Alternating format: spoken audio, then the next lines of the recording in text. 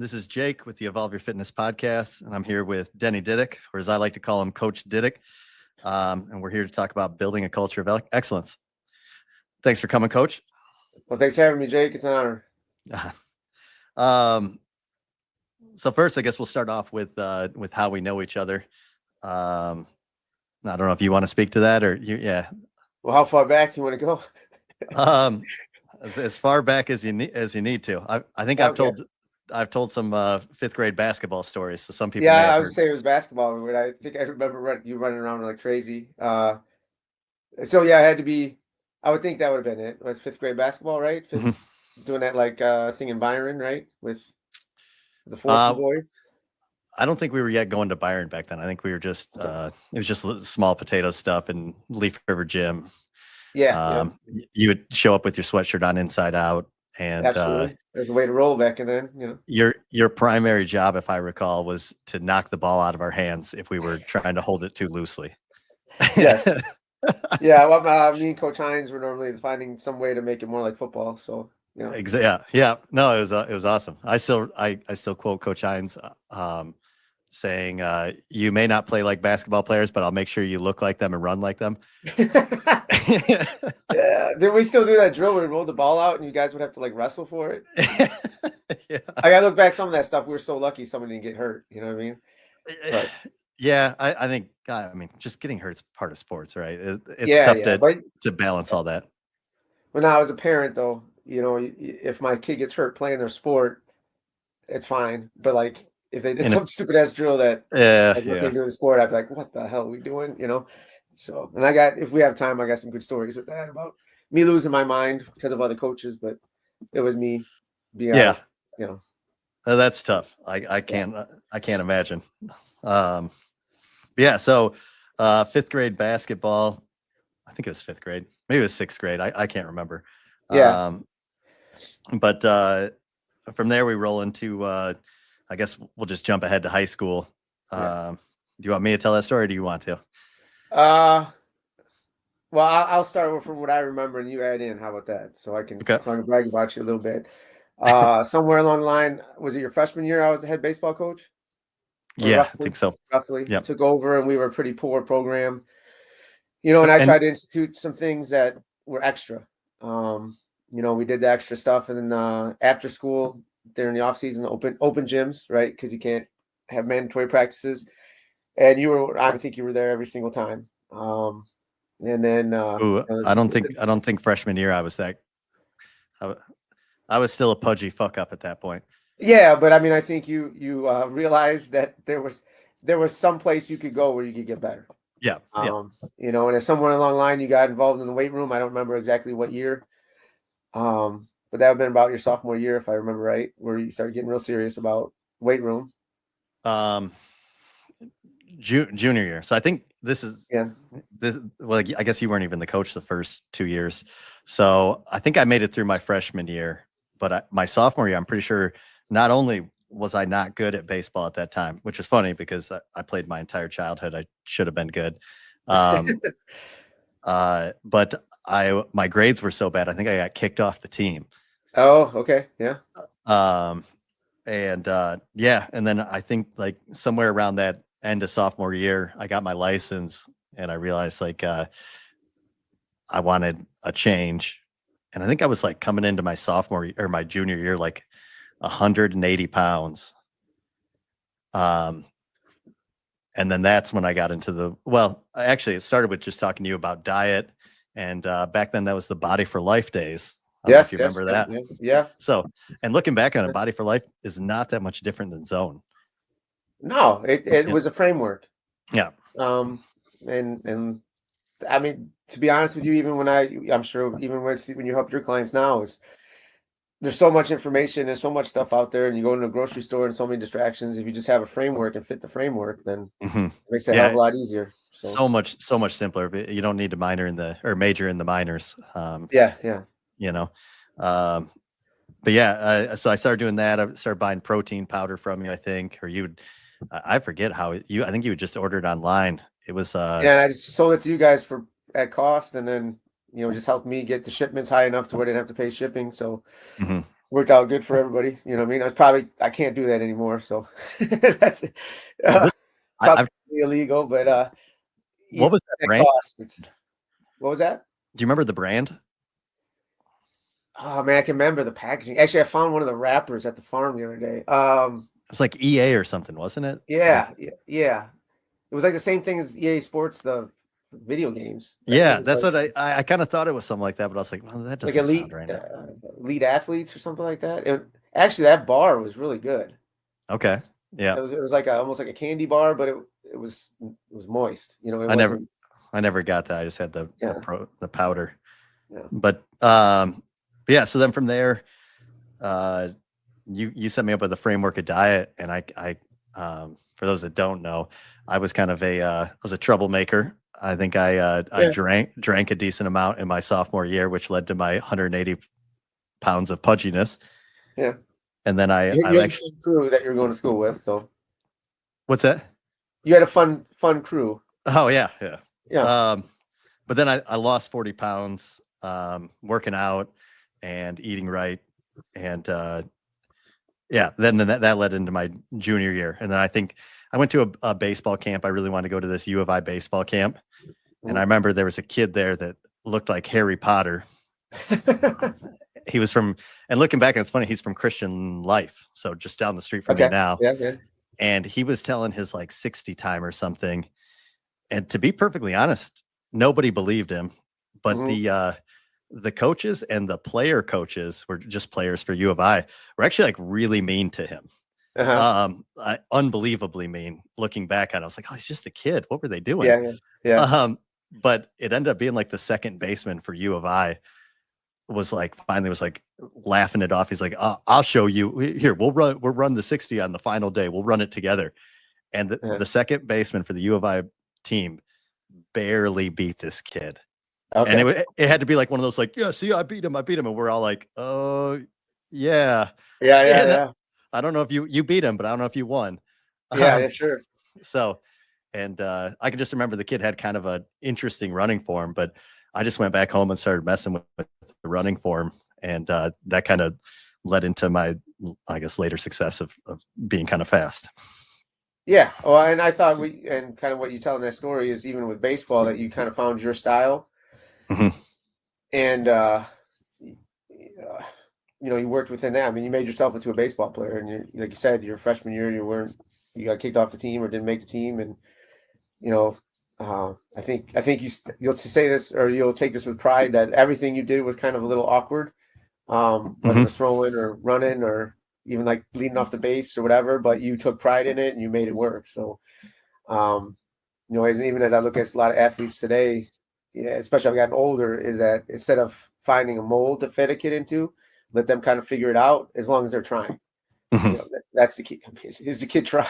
Yeah, yeah. And then you can let them have a leeway if they're putting the effort in. And you obviously, like I said before, when we had those open, I mean, you were my leader, of trying to turn that baseball program around. Obviously we had to have some good pitching and all that kind of stuff with Mitch and Teddy and those guys, but we had to have the in between guys. The guys that Mhm. fill in the gaps and fight for every inch, and you were one of those guys. So Yeah.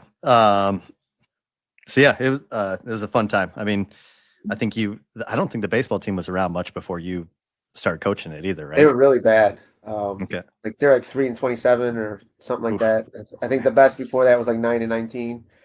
Okay. And so I don't know I don't know how good of a baseball coach, and even sometimes I forget that I was a baseball coach. But even when we were basketball coaches, I think a coach is a coach, and you figure out what are the 3 or 4 things that we can get better at and make it our own. And I think one of your years we were just going to try to win the inning. Wasn't that sound familiar at all? Was that after you guys? It might have been No, after you guys. I think it actually was before. It might have been on the bottom of our shirts for the Yeah. conference champ shirts. Okay, because we were terrible, and I Mhm. didn't think we could win many games. But I mean, literally, we're gonna try to win this. We're gonna foul off as many pitches as we can. We're gonna just I try to like be that. annoying.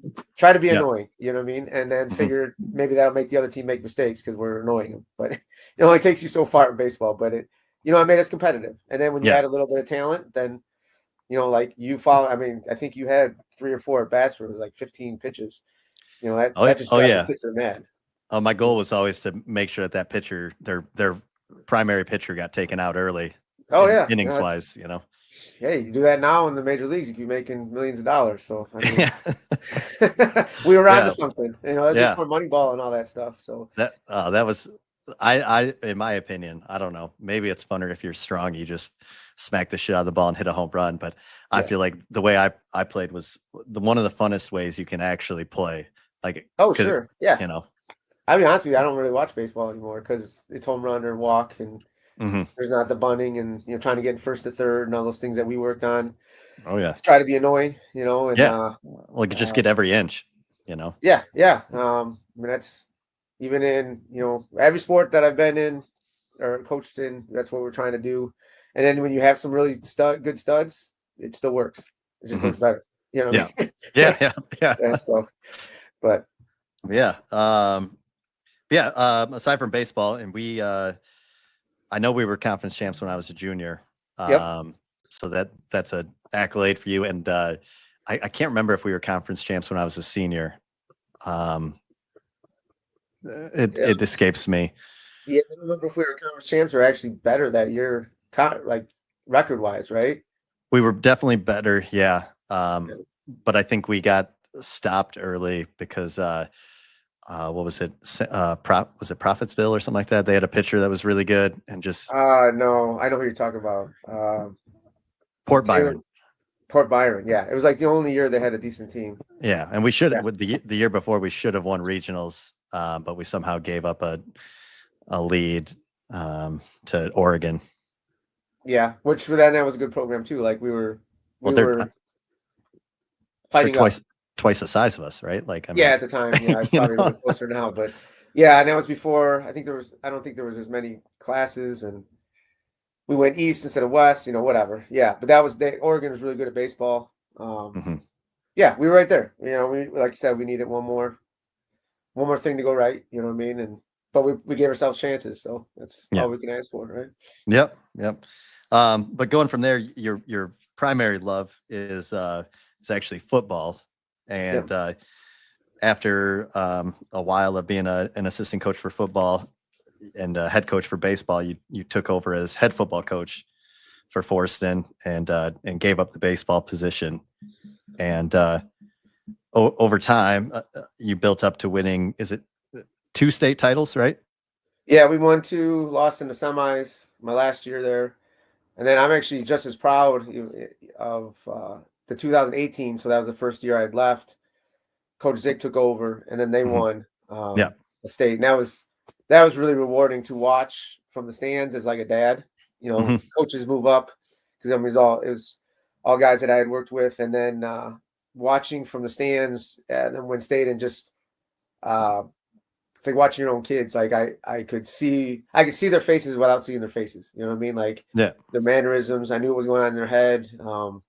And it was I had stepped away at the perfect time because I think it was a class that wouldn't have would have bristled against me. Mhm. Just need a new voice saying the same thing, if that makes any sense. Yep. And it was awesome to see that happen. So that was really cool. So Yeah. So you got to see both the kids and your assistant coaches win. yeah, it was awesome. Yeah. I mean, it was really cool. It was really Yeah. powerful moment. So And then was that when the first state that you won, was that Forson's first state title ever? yeah, 2014. That was really cool for a variety of reasons. I mean, obviously winning the game is cool, but then afterwards it was like a wedding. I don't know how else to describe it. Like I was freaking exhausted going back to they have a tent and like everybody in Forreston was there, and there were Mhm. guys that alumni. Either they were there or they were texting that they were all watching together. And they all had their own story to tell watching the game. So Mhm. that was really cool.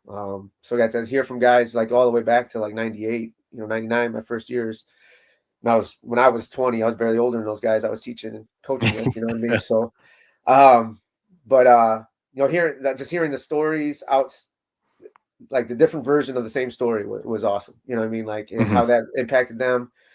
And then just the emotional roller coaster that especially for a small town to win state is such a whole big party. You know what I mean? And everybody has input on it. I mean, in the quarterfinal game, it was freezing and snowing, and Mr. Hensey got all these heaters for the sideline, and we were like burning ourselves on them. It was so cold when we get too close to him, But I mean, like, this guy's, wanted to put his part in. You know what I mean? And there are so many millions of stories like that. It was really cool. I don't know if it. We've had a couple runs here at Guilford, and just that was a small town thing that I don't know if you can recreate anywhere else. Oh yeah, and like I said, it was unprecedented to make it that far and to have that kind of success at that time. Sure. And yeah, it really, I mean, for those that aren't from a small town, those football games are a huge moment for a majority of the town. Oh, sure. Everybody's got a kid or a cousin or a niece or nephew that's on the team, and it really is a community thing. Yep. And how many camps, you would, if you're a little kid, you've been to football, basketball, baseball camp, and you've seen that kid that's out on the field, especially football, because you can't see their faces, but like they knew who the numbers were. I really like when I'm teaching and coaching now, but like when we get an 8th grader freshman year, that's like the first time they're exposed to the school. And if it is, it's only because of a brother. And it's nowhere near like it was at Forreston, just because of the interaction over 8 years of your life. You know what I mean? Like they're legit. A lot of kids at Guilford don't know who the head coach is sometimes. Whether it's me or somebody else, they just show up to practice and are playing hard. And like there, you're playing for, I don't know. That sounds weird, but like God and country, whatever that means. You know what I mean? Like you don't even know what you're playing for, but there's like this higher calling and kind of weird pressures on you to perform. So yeah, well, there's less sports there, which means that everybody gets funneled down to a handful of sports. And then one of the unique things and what actually helps you on our topic today of building a culture of excellence is you have your hands in starting at like 6th grade, because the school's so small. You can kind of help set the course right from that moment, right? Yeah, and I think it was a little bit after you, but we started, if kids were dedicated like 6th, 7th, and 8th grade, they could start joining us in the weight room. Oh, that, because remember there was a time you and I worked out on New Year's Eve. Oh man, I don't remember this. Yeah, it was me and you, and this kid came in, Max Barklow. It was me, you, and Max Barklow. Max, I think, was in 8th grade. Okay. He eventually, he was on that 2014 team. He was our primary tailback. Okay. So there was a kid on New Year's Eve coming to work out with 2 weirdos. Yeah. Probably, my wife was probably waiting for me to get home because it was at night. You know what I mean? And that's my anniversary, by the way, too. So yeah, we were working out till 8, 9 o'clock at night on New Year's Eve. That's funny. Fun. Yeah, well, I mean, so not much has changed. We were here with the kids on Thanksgiving until I think we left here at 6 o'clock or something like that. Yeah. And so we worked out, and the little ones running around. We're biking. We're having to grab him, put him on the handlebars of the bike, because otherwise he'll get kicked by the pedals. Sure. Ian's gotten we set up a little like ring swing, so he swings from one ring to the other, or from a plate to another plate, and then hops from plate to plate from there. I called it Tarzan. Yeah. Which also reminds me of the early days, the kids being in the back corner while we're up front dying. Oh yeah. So it's hard to imagine them being off at college. Shoot, I mean, even your youngest now is in high school, right? Yeah, he's a sophomore. So yeah, little guys. Well, he's still little. He's 106, so wrestling 106, so he's still little. Yeah, not by much though. That's more common in wrestling and stuff like that than people think. I just saw an article on Facebook talking about some state champion wrestler, and then when he went to college, he wrestled in like the 118, and I was like, holy cow, 118. Yeah. Well, they might be walking around at 140, but yeah. Well, yeah, that's it. Yeah, that's the other thing. Yeah, so I guess we'll jump a couple years ahead, but I don't know if everybody else knows this, but you were you got me involved in CrossFit. I had come back home after I'd done some like personal training out in the suburbs, but my brother moved and I just moved back home, and we started doing CrossFit in the weight room at, I don't know, what time was that? 5:45 in the morning or something. Yeah, but I think do you remember your first Oh yeah, your I very remember. first workout? Oh yeah, So we I had been was. doing it for like maybe a couple months, and Mhm. was it a Helen you had? Oh yeah. Okay, so you got it. I've kind of drifted from CrossFit, but I mean I know the pain, but so was it 21 pull-ups, So 21 it's kettlebell swings? so it's 400-meter run, 21 kettlebell swings, 12 Okay, yeah. pull-ups 3 times. Okay, so you just went sprinting out on your 400 Oh yeah, meters, that was a 50-second 400. and Zick and I just saw you take off, like, oh my God, he's gonna die. You know what I mean? Like, because we had, again, we've been doing it long enough to realize you can't just blow it out Yeah, in the beginning. And took I me don't about a even know year if to realize that. you yeah. So, and I think you even said like your philosophy was to just go as fast as you can, red line early, and then recover or try to survive after that or something like Yeah. that. But yeah. So, um, yeah, no, and I think one of your other podcasts you talked about like how, or the other guy, one of the guys you had on, I'm terrible with names, by the way. I've stolen everything from other people, but like, I don't remember names. That's all right. But, there's so much I've learned, even though I've drifted from CrossFit, that it opened my eyes to so many different things and so many avenues and so many, even like politics. Remember on rest days, they used to have those articles that, on the main page that were Oh like, yeah. you weren't going to find those anywhere else except for like in college, you know what I Mhm. mean? And at that time in my life, I had 4 kids. Other than being at school, I wasn't going to interact with adults. So like that main page was like uh, a gateway to knowledge. And when I was watching the videos, like porn, you know what I mean? Like, and Yeah. Just addicted to it. but anyways, yeah, that was like, so that was 2009 again. So like, all 3 out of my 4 kids were born. I was just about to become head coach. We were looking for something to make our kids tough. And, we were losing teams that had wrestling programs, and we tried to do wrestling in Forreston. It just, people in Forreston are allergic to it. So, Well, and the basketball is really big there. it is, and So it still is, I mean, yeah. even now the football basketball dichotomy exists, even with the success that the football program has had. But anyways, yeah, so you needed something kind of identity to try to match the Dakota wrestlers and the Lena wrestlers, and even EPC in their own way had their own, like, I'll call it hillbilly tough, Mhm. with their blowing coal, big trucks around the field. So what was ours? Yeah. We were kind Well, of farmers, we were kind of whatever. So we also and I don't know if it's changed at all, but track is an excellent program to feed into your football team. no, And absolutely. Yeah. if you have a big baseball program, it's tough sometimes because those kids aren't just working pure explosive power that could really come in handy come football season too, right? Yeah. Yeah. I mean, Because I know obviously I some of like the Lena baseball guys more were. track. Yeah, Leno's huge in track. Yeah. Yeah. And over the years, their best athletes are shot putters and sprinters. So yeah, I mean, and Forreston had decent track over the years, but nowhere near consistently what those programs were. So we're Yeah. just looking for our thing, and that kind of fell perfectly in line with where we were. We were a program looking for something to hang our hats on, and we did before other people.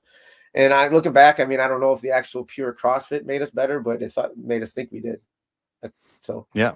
yeah, I mean, like, that's part of it. Yeah. If you think you're tough and nobody's going to beat you because of the work you put in, sometimes it doesn't matter what the work was. You know what I mean? No, So that's totally true. I before I forget, the one more note on my first CrossFit workout ever. So I can remember, I still remember getting up early, and my mom had made some like breakfast casserole or something like that. There's like potatoes and eggs or uh-huh, something, and I'd eaten uh-huh. these potatoes and eggs. I was like, fuck yeah, I'm ready to go. Like I don't know if anybody watches YouTube, but it used to be this video that it's called My New Haircut. The guy always said fucking game time. Um, Me and T Wood used to laugh hysterically about it. But anyways, I showed up. We didn't have kettlebells back then, so I had to do You use the dumbbells, right? dumbbell. So Uh, you wrap your hands around the dumbbell and yeah. You grip rip the it. shit out of your hands. Yeah, Yeah. because they were really sharp, and you blow your biceps up because you can't help but like hold it weird. Yeah. And then I had no concept of kipping. So it was just like strict, which I probably weighed like 160 pounds. So Yeah. that was no problem back then.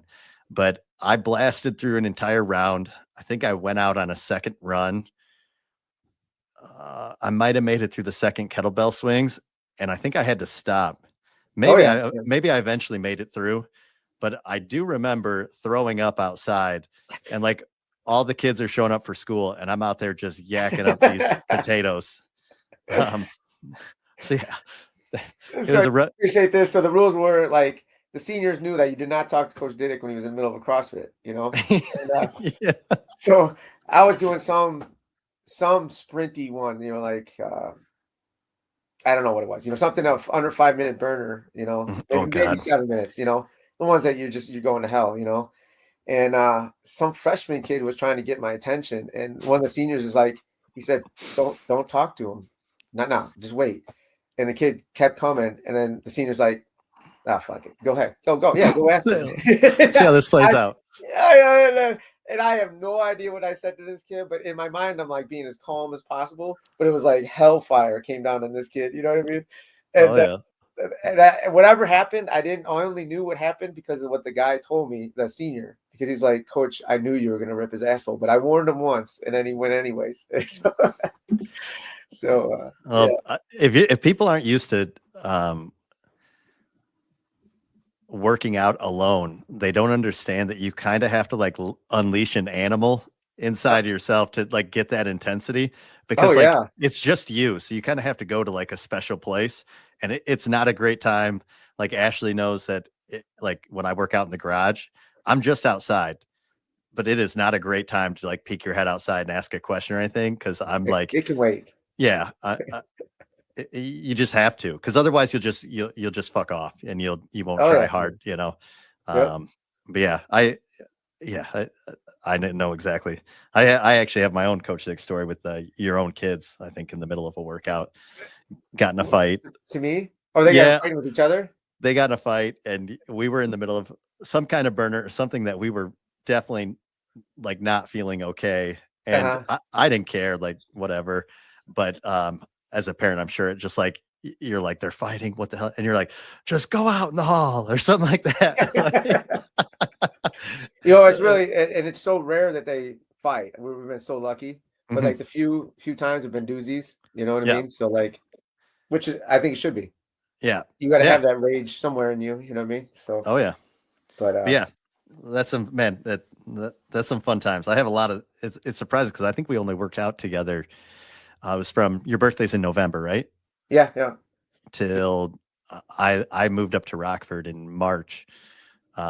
So not that long, but I have a lot of like core memory stories yeah. from that time. But anyways, so moving on to we'll do that a whole nother podcast, Okay, sounds good. going over all the old stuff. Um, so you guys started doing CrossFit. What year did you guys start doing CrossFit? I think with the team was like 2011 Okay. was And when we then went full go in it. You know what I mean? okay. I think that CrossFit football started. Hmm. I think when I found CrossFit football, because I realized CrossFit itself was probably not the best thing. Yeah, you're not You gonna know, do a the main 40 page. minute workouts and Yeah, there was too many that didn't apply. You know what I yeah. mean? But then when CrossFit football came out, John Wellborn, you know, I mean that was awesome. It was Hmm. free, and I don't know if you know this, but like they were great at like if I put out there, thank you CrossFit football on Facebook, Jess puts it out. Thank you Hmm. CrossFit football for all your help this year, 2014 state championship. They had it on the main page. Oh, CrossFit main okay. page. Yeah, I mean, and then they would send you an email, thank you, you know, whatever. And I'm like, holy shit, you know, like you feel important, even though, yeah, whatever, you know. Yeah, But no, that they were great about that, you know. I have been scorned on the opposite side of things with that, and I remember it distinctly, Uh huh. where I'm like, now they didn't. I would say they're not as great at doing it, and so like I've had stuff Okay. where like my client who's like 67 does a ring muscle up, 67-year-old Mhm. female does a ring muscle up, and you try to get them to repost it and they don't, and I'm just like, Yeah. okay, what the fuck? But you kind of Well, need to be. maybe I mean they're different times now. I mean, this is 10 years, 11 years ago. Where they're hunting. You know, there's probably three. I think there was only three guys running it. You know what I mean? Yeah, In the it was beginning. much smaller, but Yeah. I will say this is a whole nother topic, but doing stuff like that is how they get back to the culture that we used to have, I think. Oh, sure. Yeah. Because bringing in these outer areas and making everybody feel like we're in this together. I think that's important for them, No, but that's a whole, there's a whole nother podcast we can go over again. well, but to bring I mean, even if I don't know how much we can get into the weeds, but like when you're building a program, how are you including the low man on the totem pole, so that they're still fighting? They're still being annoying. Like for baseball, like that 13th kid, maybe they pitch once, but that time they pitch is a big time. It's not just garbage time or whatever.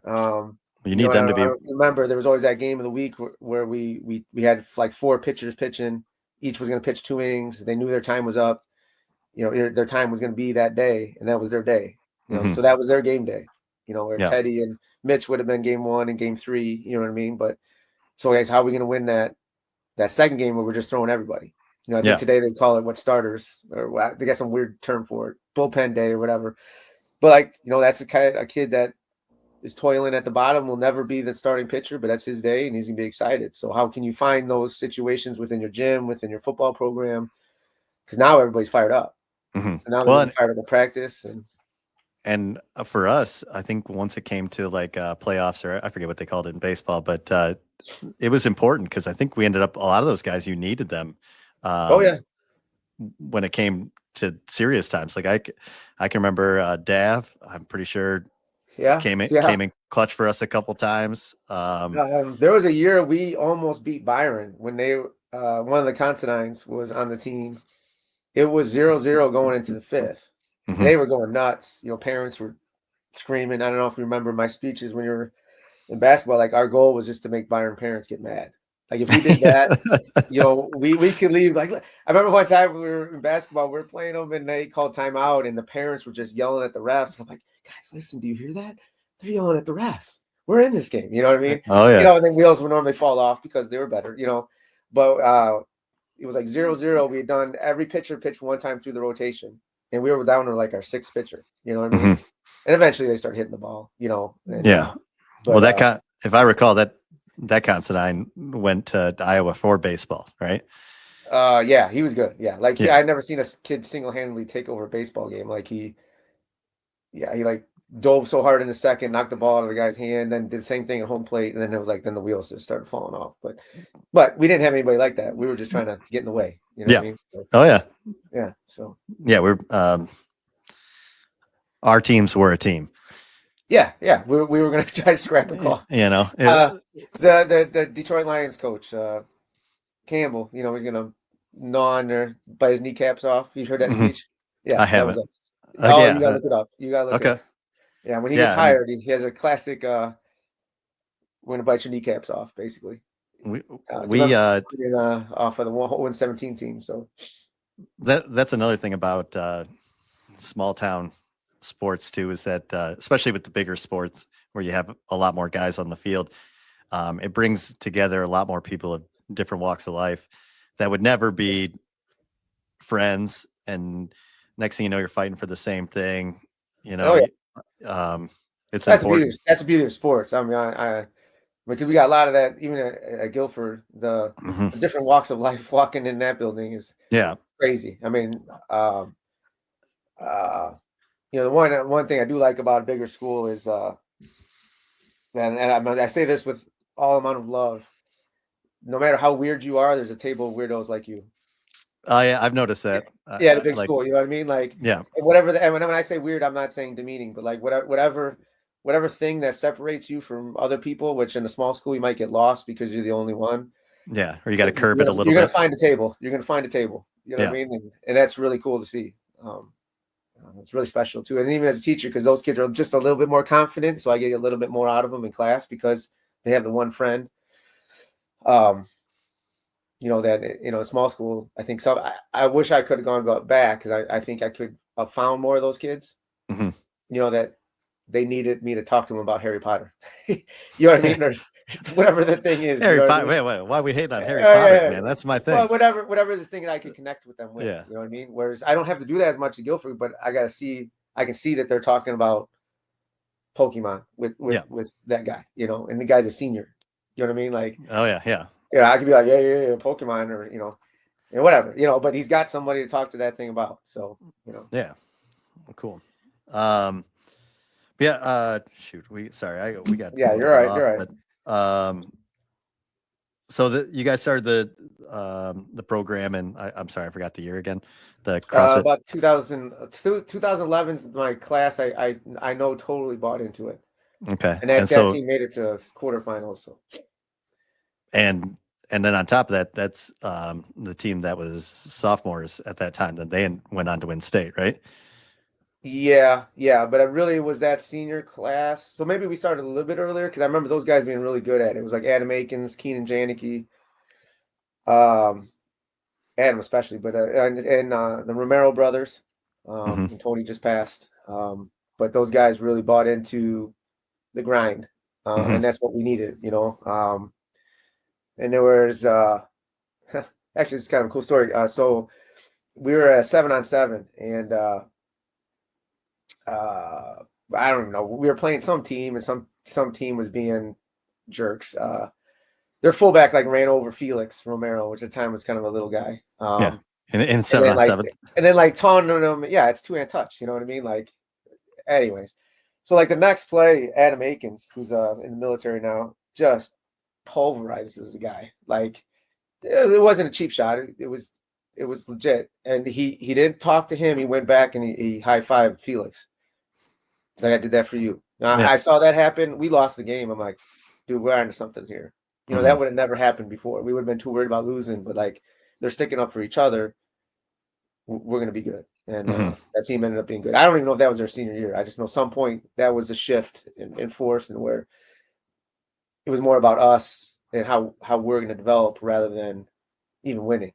Yeah. If that makes sense. So, and I don't know if I stole this from you or not, but the whole goal is just you're looking to take 1-star athletes, turn them into 2-star athletes, 2 stars into 3 stars, 3 stars into 4, and 4 into 5, right? And nobody's a true 5 out of the gate, no matter how talented they are. They need work.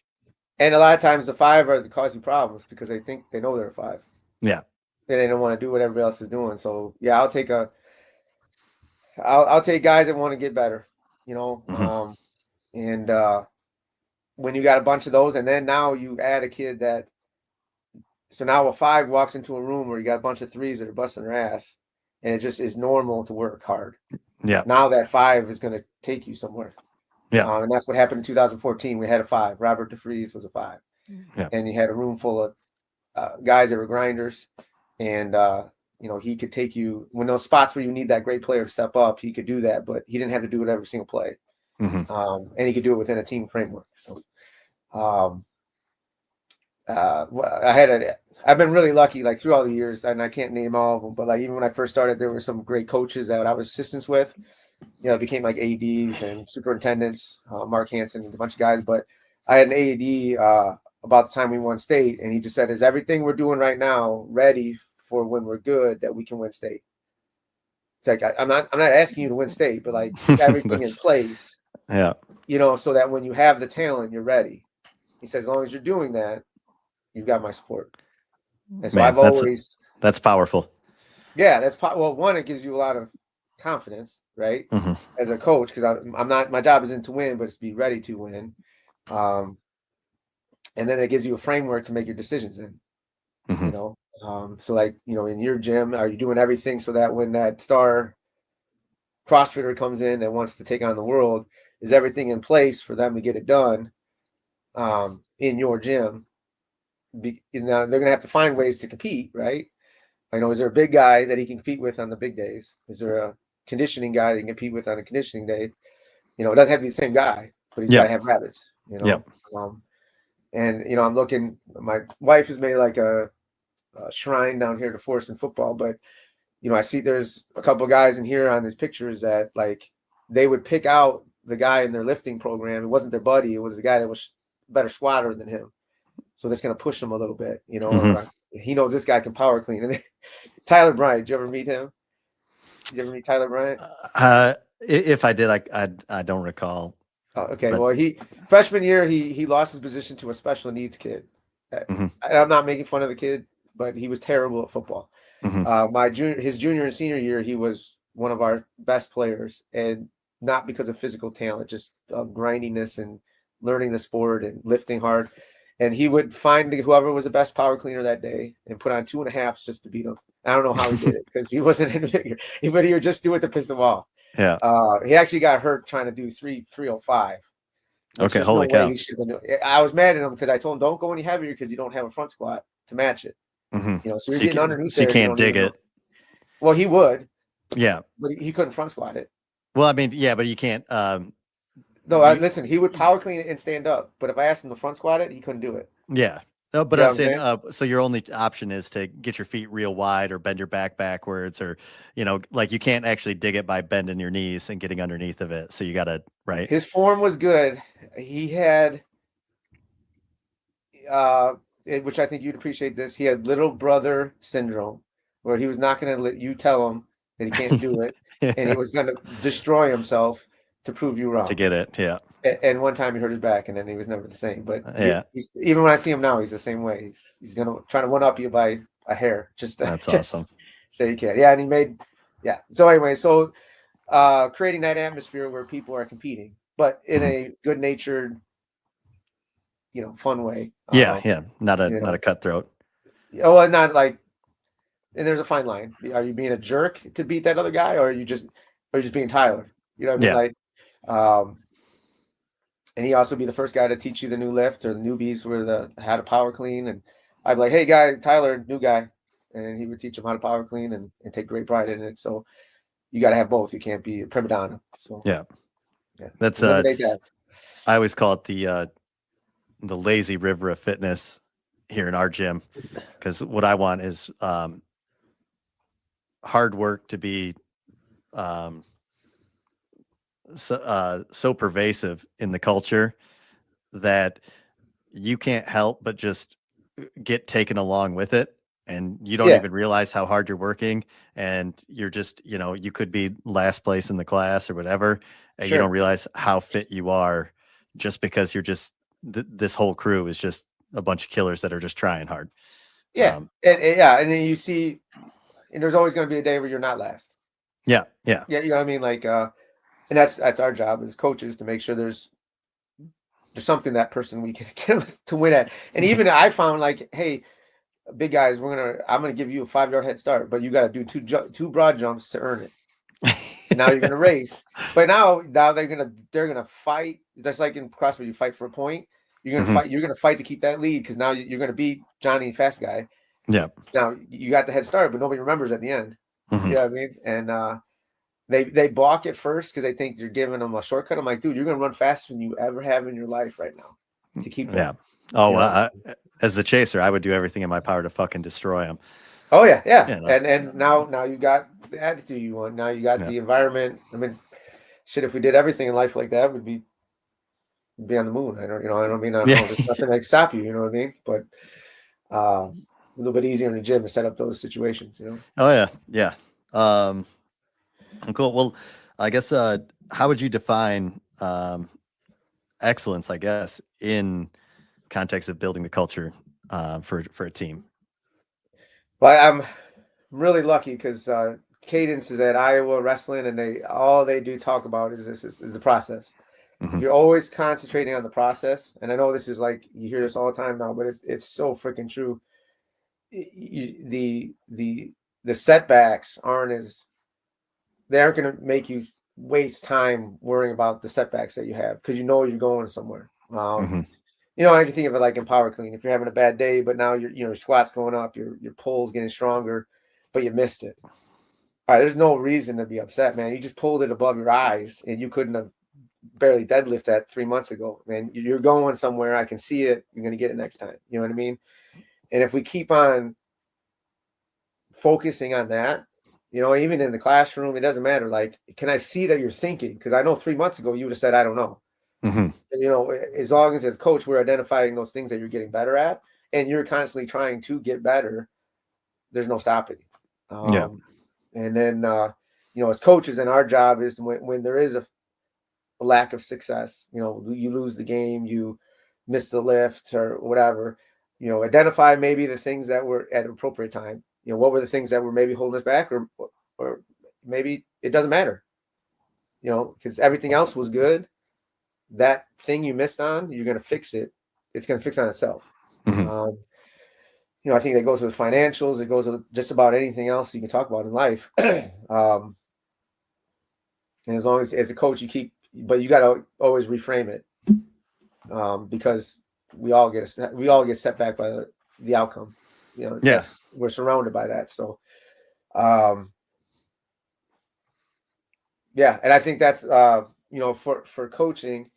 Do you have things in place that you can look back? I don't hate like always looking at numbers all the time. Like I don't want to be a numbers cruncher, because I think you get like it can throw you off too. But like, do you have enough points where you could look back and be like, okay, I know you're upset today, but look where you were here 3 months ago. Yeah. All right, we got 9 things you've improved on. Yes, it feels shitty because you missed the clean, but dude, come on, you got to be happy about this. You Yeah. know what I mean? No, and Well, yeah, that's a so big thing. That's like the um the numbers are great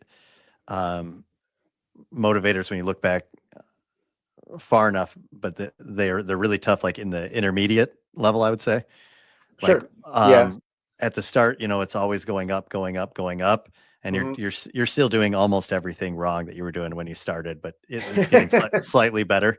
yeah, Um, and uh, but then once you hit the intermediate level, now we need to start doing things right. sure, And you start to have to hammer that home. And I like to reference back to, hey, like I can remember when you were only squatting with an empty bar, yeah, um, but uh, so, hey, that's why this doesn't matter if we take 20 pounds off this and we actually focus on you catching with your elbows up for once. hmm Um, and a lot of times people need that almost that failure to take the step back and work on that technique. sure, It's like it's learning levels. What stage of the journey are you in? I'd love yeah. it if we could get people doing perfect power cleans out of the gate Oh, before yeah, moving up. it's But yeah. So what do we think fighting at Guildford is because like I got a lot of kids that are they're really passionate, mhm, but they're not taught the daily grind or the daily process. mhm. So it's like all or freaking nothing, and so they'll want to lift like that, but they're not doing the daily things that help. You know what I mean? Oh yeah, And yeah. No, so all or then nothing yeah, is a I'm like, tough dude, thing. all you're gonna do is blow out your back, right? Go ahead, try. Go, yeah, I almost want to be like, go ahead, try. You're gonna, it's I can see it about to happen. My back hurts watching. You know what I mean? Hmm. At the same time, that's a kid that's gonna, if we can get him on the field and healthy, he's gonna run through a wall. And Crush it. Yeah. in a way, maybe a kid from Forreston wouldn't have never even thought of doing, Hmm. because there's just a little bit of uh, toughness Yeah. there that might not have existed at Forreston. You know what I mean? Yeah.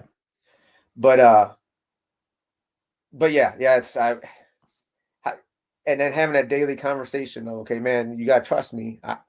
You don't have to prove to me you're tough. You getting this right now does not make you any tougher. It's Yeah. not going to get you a touchdown. All it is, and a lot of it too is social media.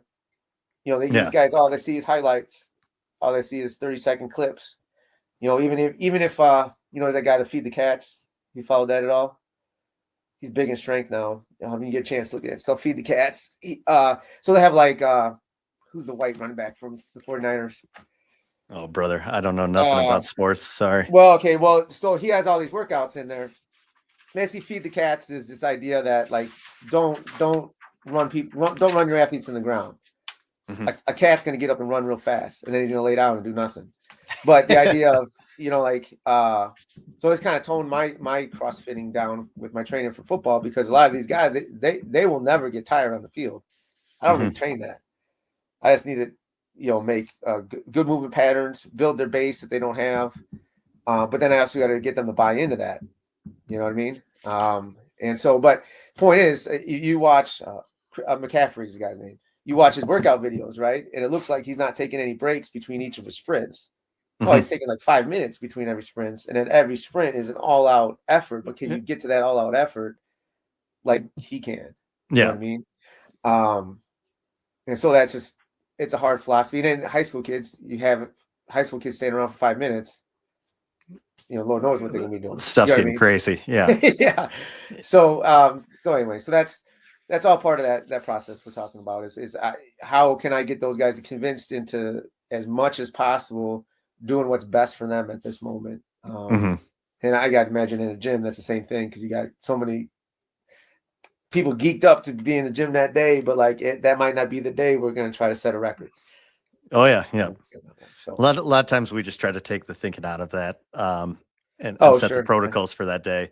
yeah, That's where you're lucky with people coming often enough. You have percentages, and we have days we work off yeah, of percentages, and we don't get super geeky with our percentages. The only mhm, time I ever run them, we kind of go through pretty often. We'll go through like we'll do a 5 by 5, 5 by 3, 5 by 2, or mhm, something of that nature, building up to a heavy sets.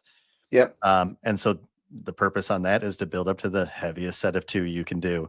But sure, then for the next 3 weeks, after doing those 3 weeks, we'll do 3 weeks of percentage work in which it should feel kind of light, and you should actually really try to move as fast as possible while you're moving it. gotcha, Um, yeah, and it kind of helps. It's nice because then I flip flop the deadlift and the back squat, or deadlift and some mhm, kind of squat, back and forth between what's the heavy and what's the speed. yeah, And you can work on the continuum of both speed and just pure strength. And that's kind of how we work that in a little bit. yeah, that makes sense. That'd be hard to do with my high school guys. But Oh, like I'm sure. my son, he's on a version of that, especially depending on if he's like we're better with bulking or having to cut.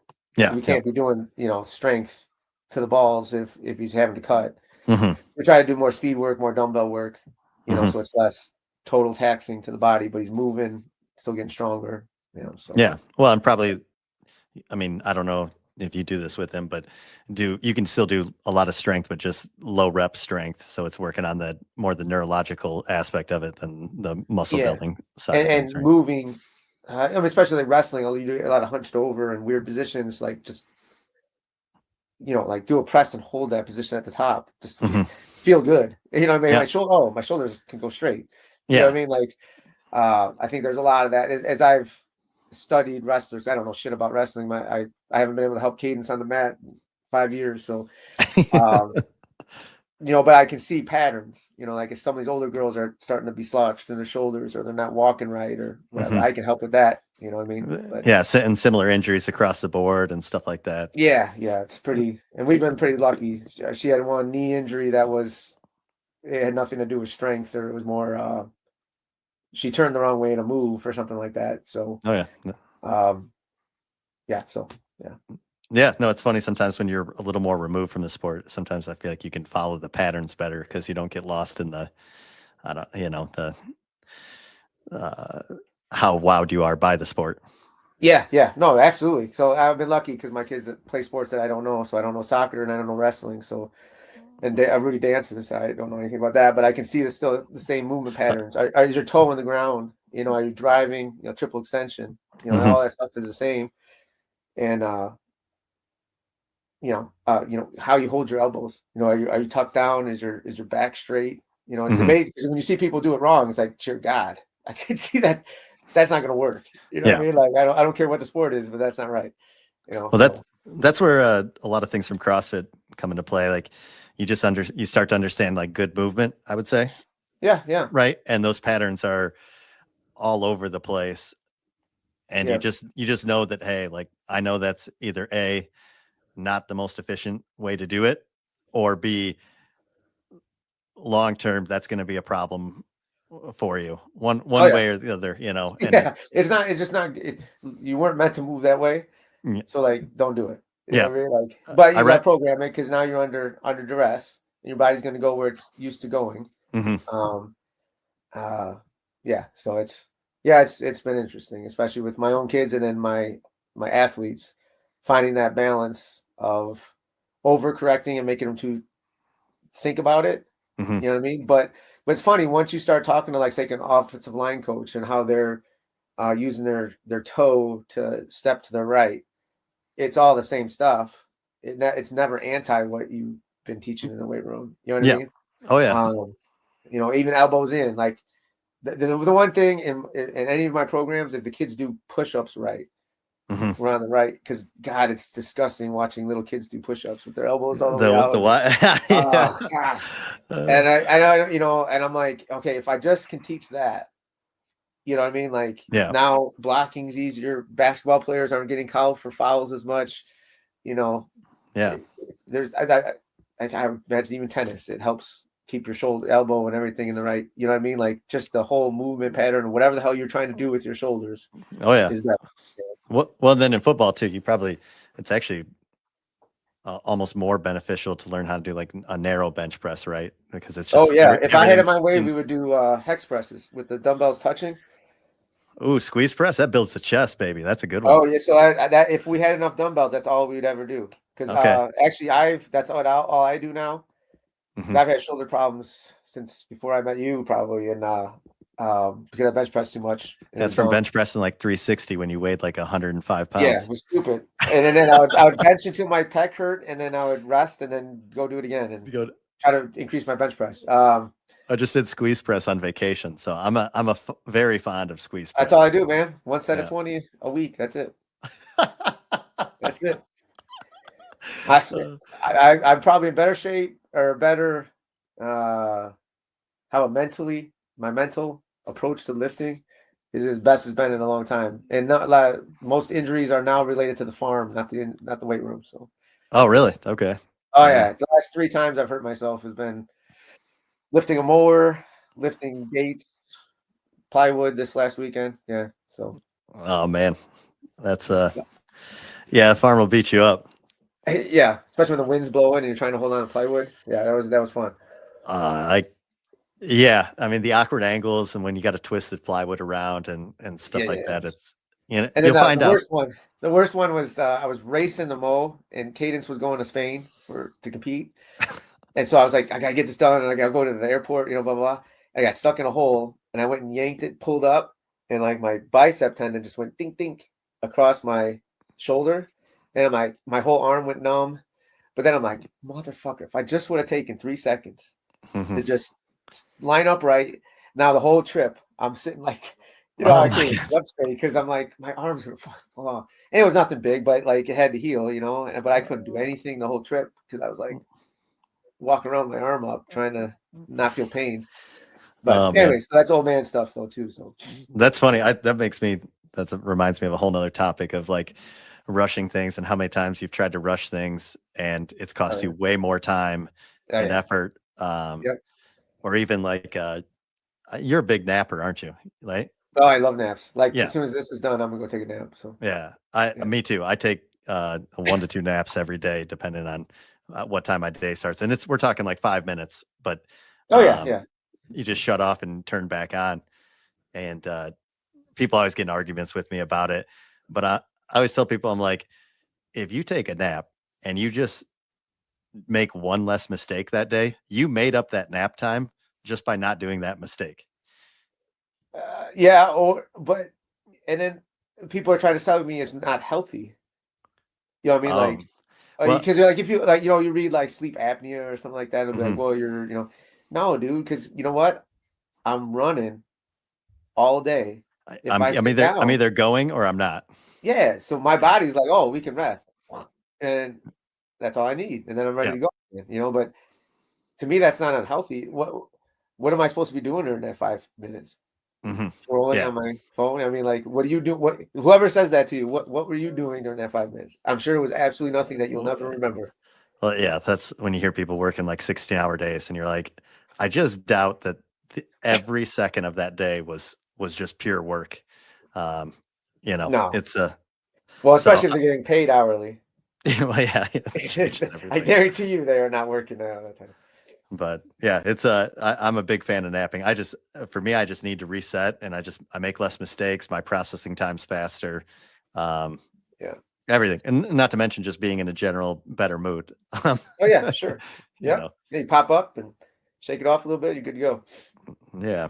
Um, let's see. I know you're short on time, so we're already an hour in, and I Okay. believe you got to make it to that farm to do Yeah. some work. Uh, but let's go over how do you course correct when you have somebody who is sabotaging the culture, or somebody who's just not in line? And it doesn't need to be specific examples or anything that makes you Yeah. uncomfortable. But Man, that's really tough. To be honest with you, okay, so let's start at Forreston. It was at some point we basically developed a senior leadership team, and so starting your senior, so as soon as your junior year ended, I started meeting with the next year's seniors once a week or once every other week, and we had basically had like a leadership training, and it was all seniors, and if I ever became head coach again, I would institute that right away because we solved so many problems in those meetings. I'd give them a small reading, like from some book, like I think there was one that I really liked was 48 Laws of Leadership or something like that. And the kids would read it, and then we talk about it and how to apply to the team, go on to the next thing. And a lot of times what happened was whatever issues we're having with the team, the kids took care of, and they discussed in there how they're going to take care of it. So for 1 year, there was a senior that had been skipping stuff, and then he missed the practice in the summer.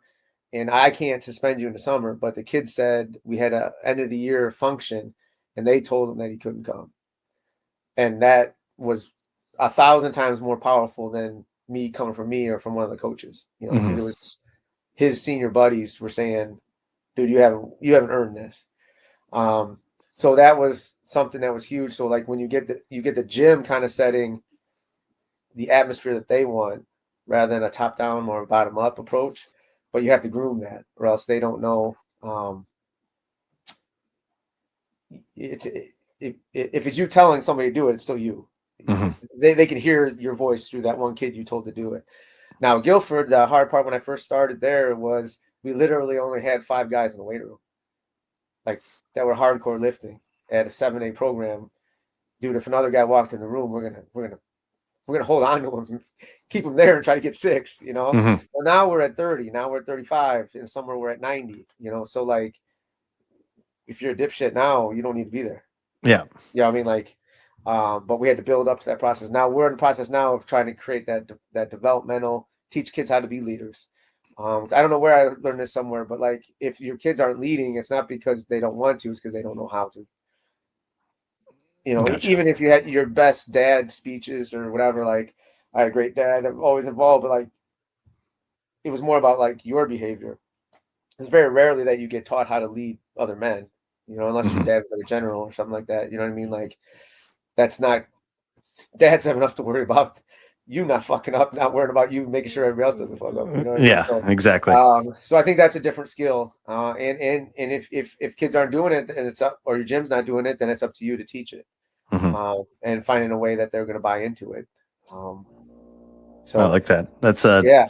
I like that just for my own kids. Like it is. I mean, I'm assuming you're the same way, but it's on my mind every day, even with a 3-year-old and a 1.5-year-old or one. You're right. Is like it's my job to shape these guys into men.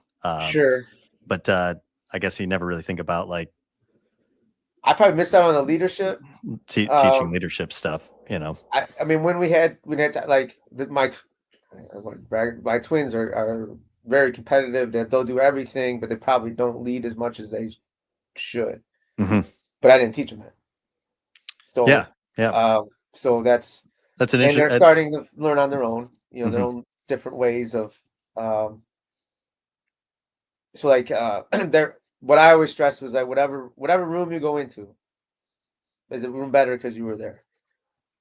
As long as you do that, mom and dad are always gonna be proud of you. You know what I mean?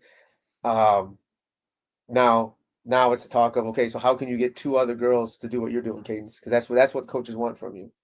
You know what I mean? Do you think? One real quick before I forget, because it's popping in my head. Iowa did this awesome thing that something I might add. So they had their awards night, and they didn't have the coaches announce the award. They had the girls that got 2nd and 3rd place write why the 1st place girl got it.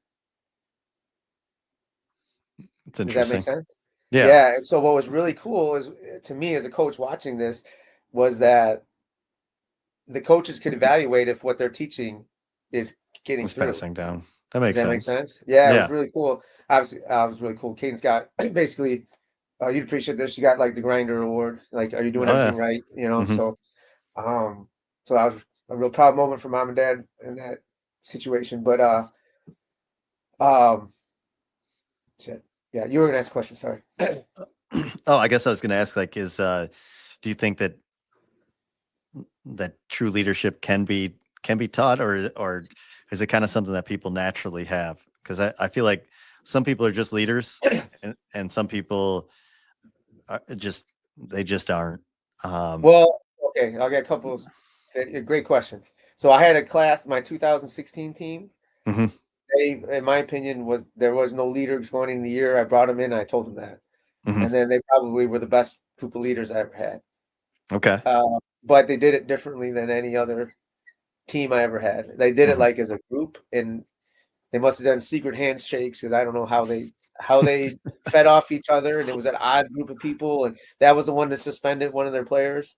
And that Okay. was probably the toughest kid. The kid you didn't want to fight with was the Mhm. one they suspended. You know, Okay. years past, kids were like, God, he's gonna blow his mind, or he's gonna be mad at us, or he's gonna fight us, and they made the hard choice. But they also were the goofiest group I had. Like they made me want to have fun a little bit more than I would allow myself to do. You know what I mean? So Mhm. I think one last story. There was this kid who was complete uh, idiot in school. Could not stand him. Just a bump on a log. And I went to I don't know what the baseball by your old gym. Oh, Rockford Rivets. Yeah, whatever it was before. So I went to the game and I was with my kids. You know, kids are running around, and I saw this kid working and just running the show. You know, what I mean, like there was exhibits going on. He was running it, and I'm like, is that kid from school? And like I couldn't even physically recognize him because he was in his element. Mhm. You know, so if you would ask me if he could be a leader of tying his shoes, I would have told you no in school. But now I see him running. There was like 12 kids he was in charge of, and I was mesmerized watching him operate. And I would have never signed. I would never written a letter of recommendation for this kid or anything up until that point. So I think sometimes one, have you ever been given the opportunity to lead? Yeah. Uh, and I think everybody has their thing. Just some people never ever find it. No, yeah, no, that's true. You know what I mean? I will say I feel like the troublemakers a lot of times are coming coming from a troublemaker. Okay, yeah, but Sometimes, you were a troublemaker. You were an active participant. This kid was a bump on a log. Like you could, if this kid was breathing, I would have been shocked. You know what I yeah, mean? Like there's a I difference. that's fair. You I know what I may mean? have Like, been different in your class. you know, I I think mean, I you just know a lot of, yeah, you had to, in my class, you got to try to not like be awake. yeah, You know what I mean? Like you have to actively say, I'm gonna go in this room, I'm gonna go to sleep. yeah, yeah. I mean, I'll start banging my head on the wall. I'll say I'll light myself on fire. I'll do something to try to keep you awake. Uh, but yeah, but again,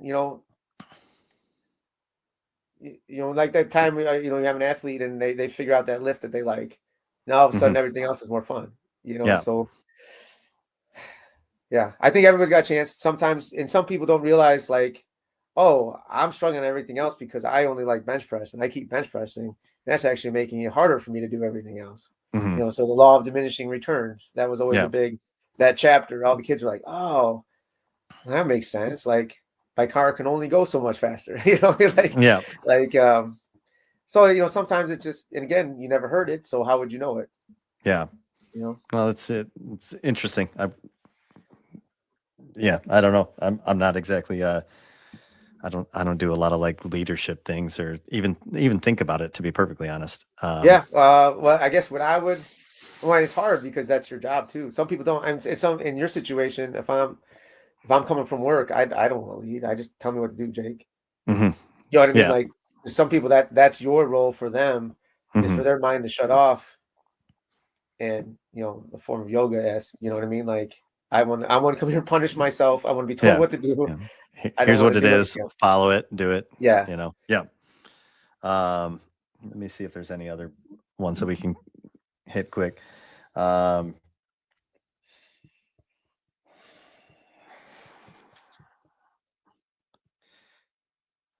I guess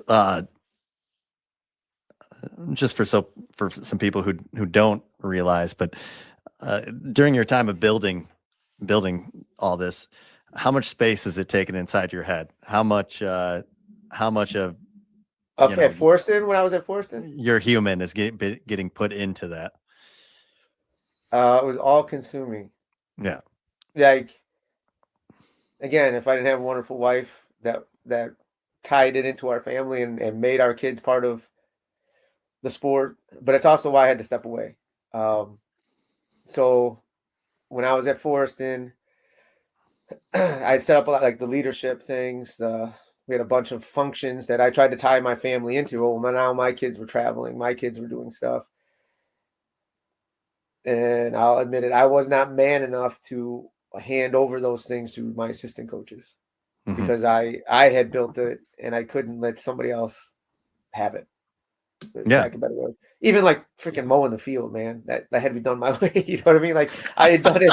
I had watered the field, and then whenever I let somebody else do it, they didn't do it my way. And like I needed to reset my life to make everything fit. And so that's why I went to Guilford. I mean, there was a handful of other reasons, but that was the biggest thing, was that I was struggling with that as my family got more complicated, and my kids' goals.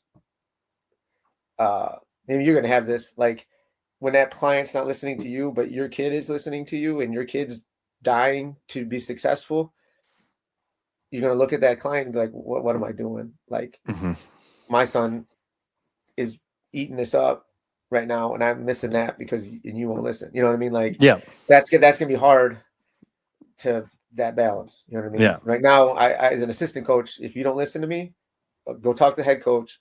I'm going home. You know what I mean? Like, Yeah. I'm worried about my kids, and I know they better be doing right. You know what I mean? And I'm pretty lucky right now. But I think it's gotta be part of it. I mean, you are a head coach of your gym. Some of your clients are head coaches of their office or their field or whatever, and that's their passion. And you want those people around. If you're not, none of us want to be around people that are just going through the motions. Yeah. You know, and No. hopefully we have loved ones in our lives that understand our passions, and then that makes it work. No, it's actually really amazing at our gym. We have just an incredible cohort of leaders and people who are successful. I've been lucky enough to be a part of some of these people's lives and watch them go through raises and take new positions and become successful. And sometimes, I mean, some of these people have been coached for so long, I've seen them become successful in, 3 different positions, and some even begrudgingly have to take the next step, kind of like you talk about turning over things to your assistant coaches. Like, they're so successful, they have to move on to the next step. Sure. And become successful again. And they're kind of like, oh man, I just love this so much. So I'm very, very fortunate to be surrounded by some truly wonderful people. Yep. Gus you're still friends with Gus, right? Yep. I mean, I can see the CrossFit input on how he runs his life. You know, and he's head coach of our school, and I've been so lucky that he stayed. I think that's a big part of even though he does nothing with the football program specifically, but he's created a framework that we can work within. He's taken the school from a place that, like, I could not identify the good kids when I was there.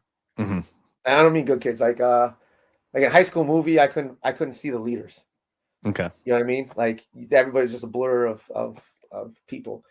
And that now we have so many different leaders of so many different groups, like I was talking about before, like, what's called it, the E-games, that's taken off, the football team's taken off, basketball, cheer, dance. I mean, it's just a totally different environment in 8 years, and that doesn't happen if you don't have a good principal.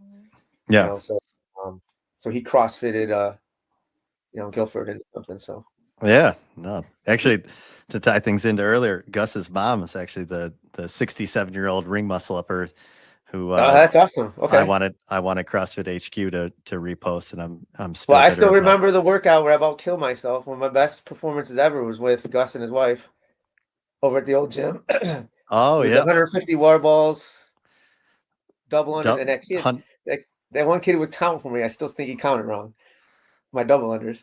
I don't remember who the. Oh, he was from Forreston. You were Oh, trying to turn him into an athlete. Cameron. Cameron. Yeah. Yeah. Groom. Cameron Groom. Yep. He didn't like judging. He wasn't his No, that's all right. It's a lot of stress. especially, well, he was young too. He was a Yeah. young kid at that point. Yeah. That's No. we still have problems with counting the double unders. Some people just like it seems like something's going on that their brain is like skipping while trying to count the double unders. I think they watched the rope. So You know it's what I mean? more than Instead of- that. It's more than that. Yep. Because I've gone over it a million times. Like, watch their feet every time they leave the ground. You just count it. I think to myself, actually, to be perfectly honest, Jake, that means that they're going to count a double under that doesn't count because they're going to miss. And I just say, I go to myself, who fucking cares? It's better than them being off by 20. You know, Yeah, like you know. But I was so sore for that. I think I got a massage like 4 days later, and like I was screaming when the lady touched my legs. Okay. My quads were just smoked from That but, we have a bit of an iconic picture from that exact workout. Now, maybe I'll use that as the thumbnail for this. Okay, cool. Yeah. I don't know if you remember. It's like both of us doing wall balls right next to each other. Yeah. Yes. Yeah. I remember that. Yeah. We have both have long socks on. I don't know if I ever wore the double long socks. Okay. I know you did, but Yeah, I don't wear it out in public anymore, but under pants I've got them on, so I'm still keeping it real. But that's yeah, I wear that so much that I don't have hair on my legs on my calves. So oh really? Oh yeah. Oh man, you stuck with it. Yeah. That's funny. That reminds me of coming up here for our first open. It's so funny because now, just getting ready for this show, I realize how little my clients probably know about my journey.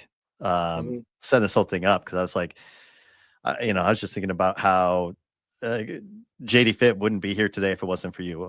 Whether it was you getting me into fitness when I was younger and me realizing that working hard can pay off. I hate the cliche, but you can make yourself into who you want to be. Or our talks about, we talked about real estate. I now own my building. Yeah, awesome, man. That's another thing. I can still remember being a asshole kid, and I think we even had a principal sitting in on a parent teacher conference. Like Mr. Hansen was in on it, and I told him that school's stupid, and there's nothing that school's going to teach me that I need to know. Yeah. And you were like, well, why don't we go into real estate when we're older? But for now, let's make it through school. Something really, it was a at the time a very surprisingly gentle moment for you, because I think you've gotten a little softer over the years. Oh yeah. But yeah, that, and then getting me started into CrossFit, and then us traveling up here, 40 minutes for the first open. Oh and yeah, then, that was fun. Yeah. And then even just even getting it in my head to start a gym, because we had talked about that at one point. I moved up to Rockford while still driving an hour away to my job, just so I could be at the closest CrossFit gym. Sure. Because I was just gonna move here and make it happen. Yeah.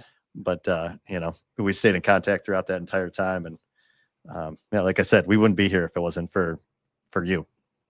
Well, thanks you, Jakes, and I mean that's why I teach and coach. I mean, it's for the success stories that you guys have, and you come back and tell us teachers. And I mean, you were a key moment in my life too, where like, I had to show success at baseball, or else I wasn't gonna be able to be a football coach. That was the school testing me. You know what I mean? And I think those, when we started in that gym, we had 5 guys and we got 6, so like that was the beginning of, I would argue, changing the culture at Forreston, that you could do something other than basketball.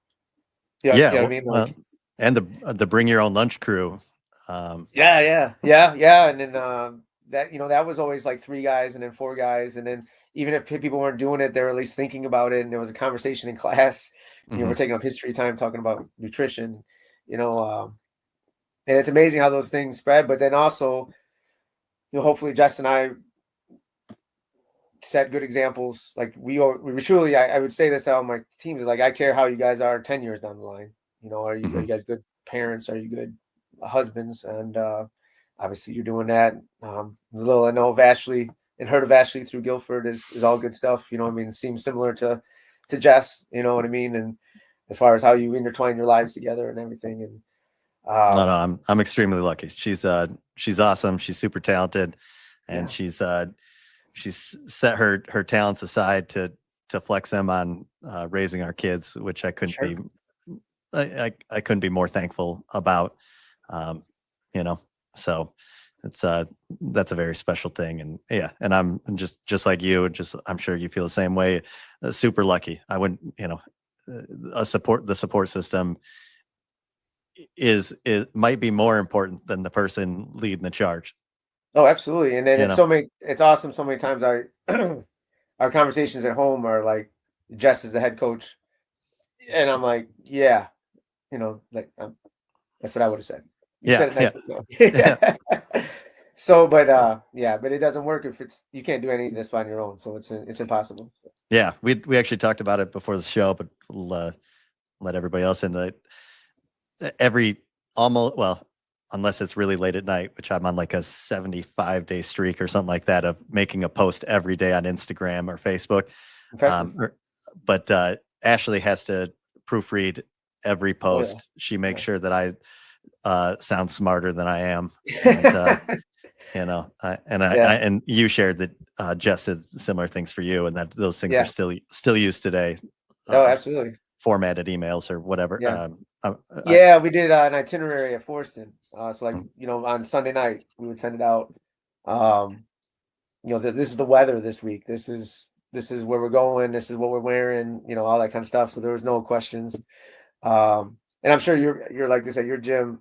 Like we set our calendar, like right now we'd be putting out the calendar for next year all the way through state, and so I'm not that good at stuff. I'm not going to lie. No, okay, we tried to be. Hey, we tried to be, and I tried to keep that schedule as religiously to it as possible because I know people have a million things going on in their lives. So, trying to fit our program in, that's on me to keep it simple. You know what I mean? So, yeah, no, I like that. I should probably be better at it. I'm just not, and it's not really my thing. And I also hate being tied down to that. Sure. Yeah. So like, I do like to, with different events, different things. We have like our, every year we have an event called the Broathlon. Okay. So it's Linda, or a version of Linda, which is 10 down to 1, deadlift, squat, clean, bench press. We don't do it exactly that way. But a gymnastics thing. So 15 rope climbs per time, 30 bar muscle ups. And then a 1.5 mile run. And you just do it back to back to back, all together. So it's like a triathlon, but bro version. Okay. And that's the one thing that every year on the calendar, because that's on our anniversary of being a gym. But so that's the one thing on the calendar, that and the open. But yeah, I'm not good at setting it ahead of time because sometimes I just like to feel out the temperature of things. And well, it's easier. Like, I have a schedule set through the state, so we got to stick to that. But you have no choice. You just have to reverse engineer from there, right? Yep. Yeah. So, well, cool. Well, I'll let you go. I think we talked long enough. But if you have a separate topic in the future, we can more pinpoint the topic. Yeah. Well, I could chat with you all day. I think this brings me back to chats after workouts. Yeah, no politics, so we'll keep that out. Yeah, no, it's I don't. Yeah, no, that's no good. But yeah, well, thank you so much, and I hope everybody enjoyed it. We'll have to have you back on. We'll go over some other topics, and thank you everybody for listening. Please like and subscribe, leave a comment. Thanks, Coach. Appreciate it. Appreciate all you do. Thank you, Jake. Yep. Thank you. Bye.